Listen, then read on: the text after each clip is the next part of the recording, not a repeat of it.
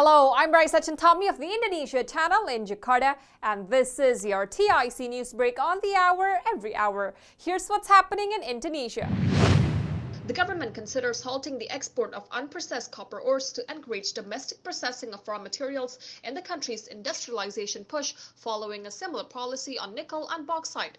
After nickel ore exports were banned several years ago to force the opening of processing plants in Indonesia, the value of nickel export recorded a 30-fold increase from $1 billion to around $30 billion in 2022. The government will not back down from the restriction on mineral ore exports despite challenges at the World Trade Organization from the European Union and other countries, stressing that foreign governments cannot dictate the terms of how Indonesia manages its own natural resources. The government's recent proposal of doubling the 2023 Hajj cost has sparked concerns among pilgrims, some even willing to give up on their dreams if the price hike plan proceeds. Many pilgrims are shaking their heads at the government's plan to raise this year's Hajj cost for each person to 69.1 million rupiah or $4,600, double the amount that one had to pay in 2022. The Religious Affairs Ministry recently proposed that the average Hajj cost per person would total 98.89 million rupiah this year.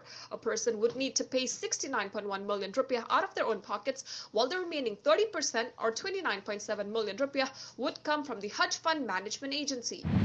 President Joko Widodo vowed that 2023 ASEAN chair Indonesia would lead the bloc's member states to contribute to the world amid the challenging global situation, particularly in the economic field. ASEAN this year aims to make sure the region maintains a bright spot for the global economy. This is to maintain the Southeast Asian bloc's stable economic growth. Indonesia will helm ASEAN until December 2023. This marked the fifth time Indonesia chaired ASEAN after assuming the post in 1976, 1996, 2003, and 2011. In the financial markets, here's how stocks and the currency closed in Jakarta and around the region.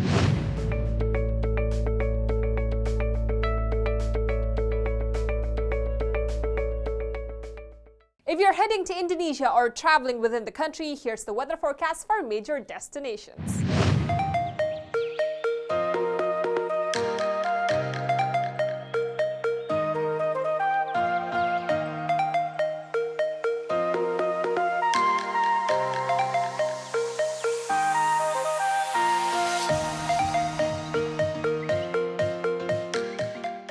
And that's what's happening in Indonesia. I'm Raisa Chantami with your TIC News Break.